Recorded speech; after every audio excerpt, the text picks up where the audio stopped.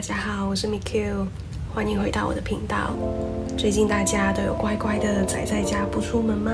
今天这个视频来跟大家分享一下，我去年在美国疫情爆发期间都做了些什么。新冠爆发之后，我当时是在美国加州圣荷西矽谷地区，当时就开始封城，学校全部都停课，能够在家办公的在家办公，卖场啊、商场啊全部都停业，只有药局、超市、超商，还有一些医疗机构和医院、政府部门是有继续营业的，室内不可以超过5个人，人与人之间的社交距离也要保持到6 feet。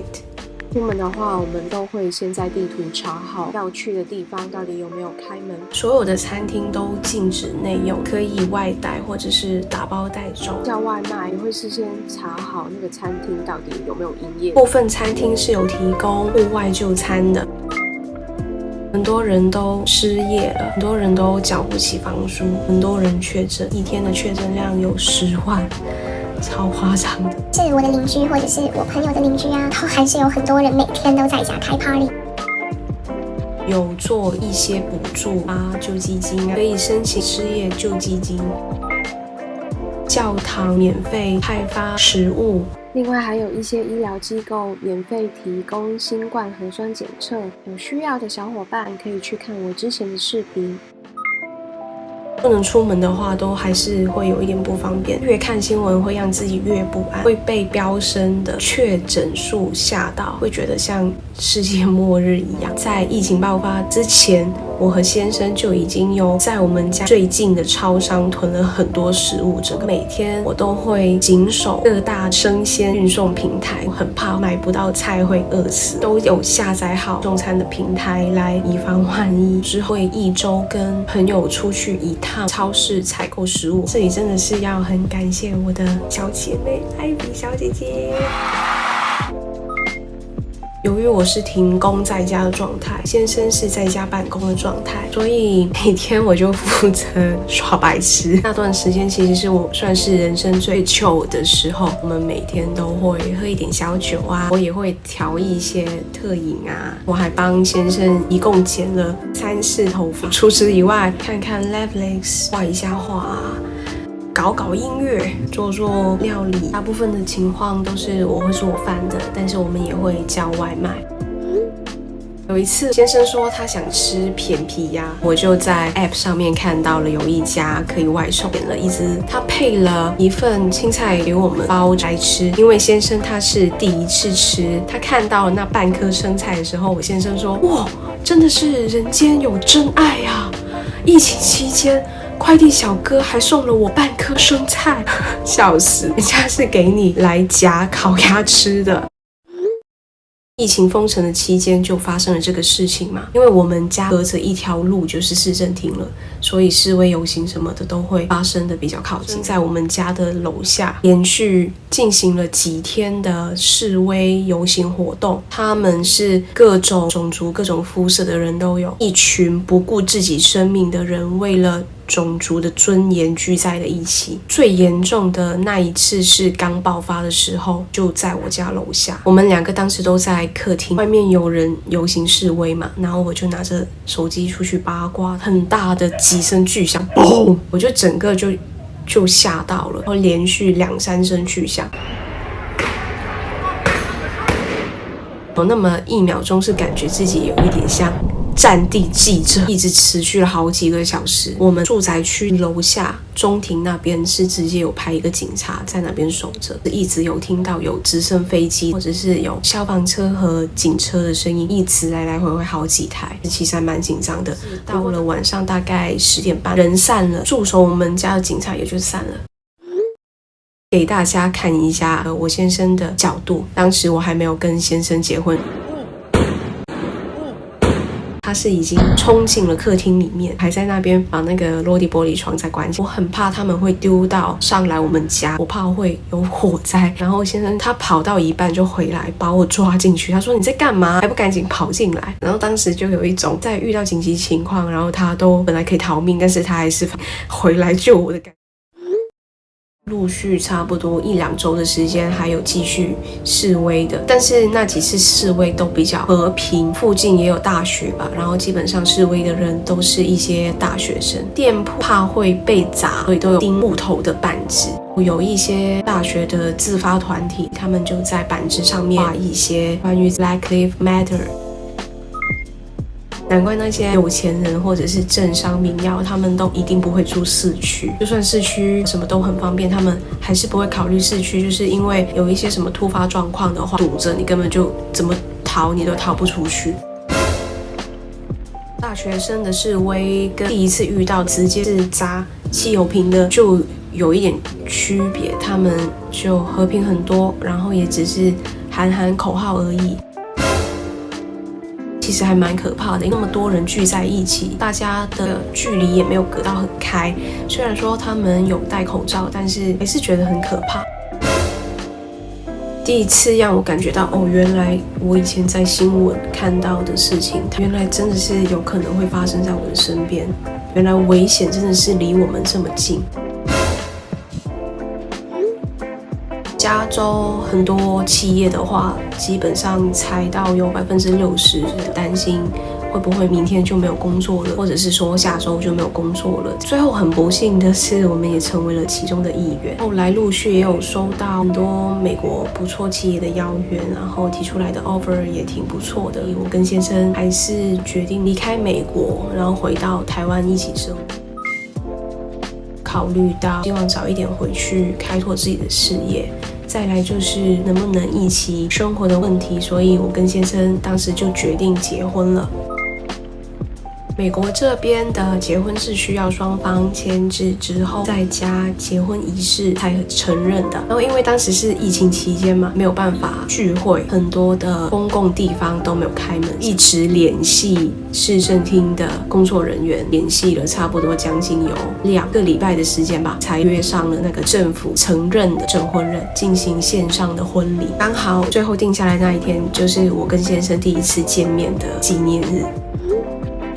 原本打算去Napa酒庄举行一个小型的很温馨的婚礼，但是能够联系到的Napa当时还有开放的场地，效果没有很理想，很多的航班也停航了嘛，我们的家人也没有办法来，也考虑到说大家都没有很方便出门，索性就安排在家里面举行，稍微的把家里整理了一下，弄了一些小装饰、小布景，于是我们就有了这么一次终生难忘的线上婚礼。婚礼仪式主要是宣读誓词、交换戒指和亲亲。婚礼的对戒，我是在网上选了一个希腊工作室的基本 Infinity 款式。婚纱我也是在网上看了一条，刚好它是有打折特价的婚纱。当时我的卖场已经开始开放，为了选先生的礼服，我们久违的出了一趟门。在婚礼的2天前，找了我们家附近的一间还有开的花店。婚礼时间是早上9点，婚礼前的一天，店家就突然拒绝我说他们怕赶不及给到我。幸好当天的晚上是我旧金山的朋友有要来聚餐，我就联系他们，然后他们刚好是在 Costco， 我就马上视讯，然后选了我觉得颜色还蛮搭的，然后晚上就看了好几个捧花的教学，最后就自己弄出来了一个适合我大小的捧花，其实还蛮有成就感的。在结婚的前一天，长辈一般都是妈妈啦，都会给女儿梳头嘛，梳头眉，二梳白髮齊眉，三梳兒孫滿地。在妝化的時候，我遠在澳門的表妹，她就連線我說要幫我做這個上頭儀式，其實還蠻感動的。雖然說大家隔那麼遠，但是心意啊，還是可以傳遞到的。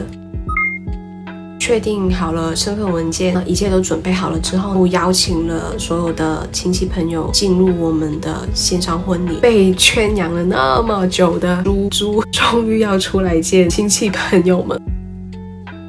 居家令的状态嘛，就看到了很多朋友都是穿得蛮随意的，穿着居家服啊，来到我们的婚礼现场，也有盛装出席的，还有很多很害羞没有打开摄像头。在这里再一次的谢谢大家。因为疫情哪里都很不方便，这里是不提倡大家趴趴走的。疫情期间嘛，大家还是乖乖的待在家里面。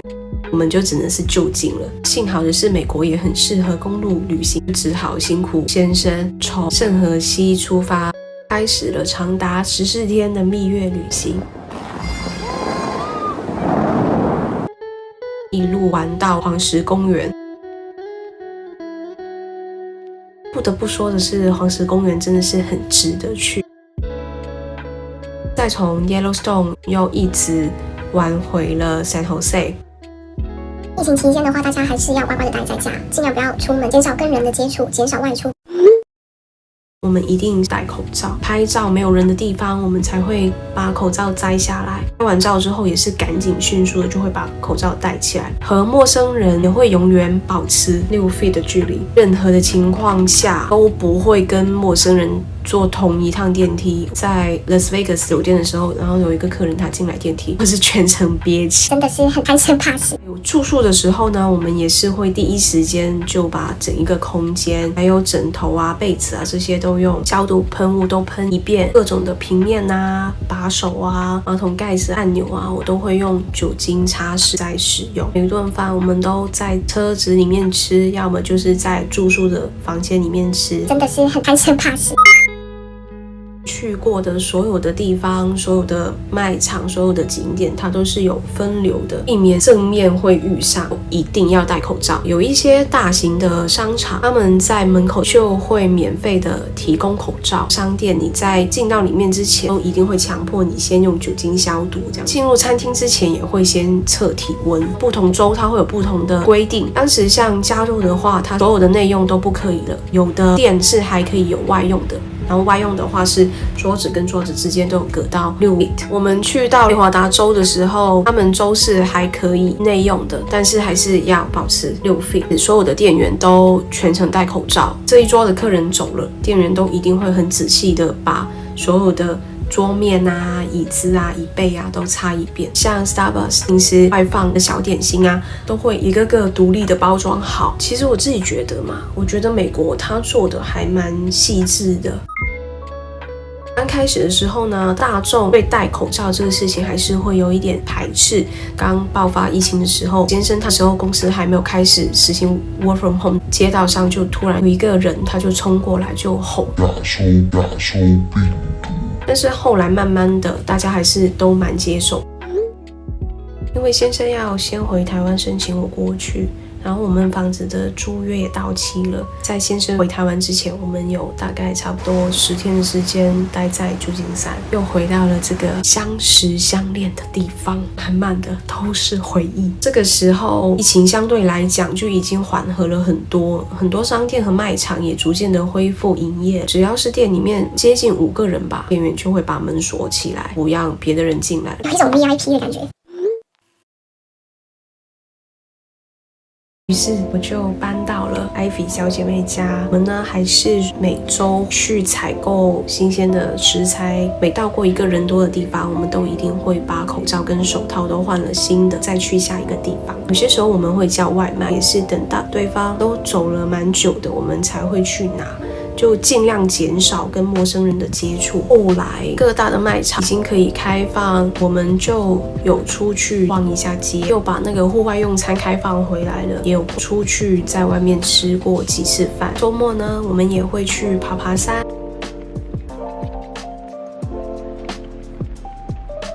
感觉还是去户外会比要在室内安全的多。去过一趟 Lake Tahoe，无论是夏天去还是冬天去都好美哦，真的是憋太久了。还有去过一趟小旅行，从 San Jose 去到了 LA， 然后再从 LA 去到了 San Diego。在追一个美剧叫 Grace and Frankie， 他们的故事背景就是在 San Diego 的。真的是爆爱 San Diego 这个城市。不提倡大家啪啪走，不提倡大家啪啪走，不提倡大家啪啪走。在美国那段时间，每隔几天我就会听到谁谁谁确诊了，或者是朋友的朋友确诊了，或者是我的朋友的家人确诊了，头一次的意识到，原来死亡跟危险是可以离我们那么近的。在台湾的话，我就多了我们的家人一起生活，感觉嘛也没有太大的差别。台湾现在也只是待在家第3周、第4周，时间过得很快，一眨眼就下去了。只要大家熬过去的话，疫情就很快就会缓回来。大家一定要坚持下去。我听到很多情侣，他们是因为太久没有见面，然后就分开了。也有听到说很多夫妇因为一直逼着没有自己的私人空间，然后有离婚的。但是我听到更多的是好几对快要离婚的夫妇，他们都因为这次的疫情，这次的居家令来得太突然，死亡来得太突然，因为要一直相处，看到了彼此的好，更加珍惜对方，更加感恩有对方一起陪伴的日子。我这几年结婚的朋友，疫情期间他们都陆续怀孕了，小孩子都快要出生了，或者是已经出生了。还有的情侣，就像我跟我先生，也是因为疫情爆发的太突然，居家令也来得太突然，觉得一定要珍惜身边的一切，然后一定要好好的感恩自己还拥有的健康、安全、自由，很多的事情真的是等不来的，于是我们就结婚了。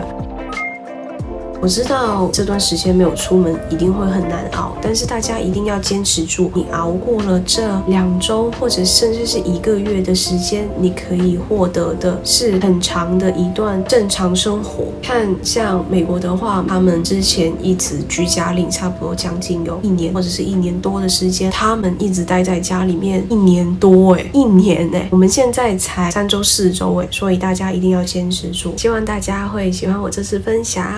希望大家会，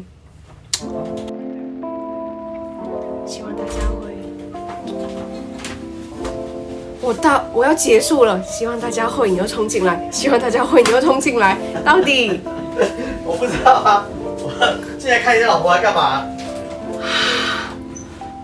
真的是，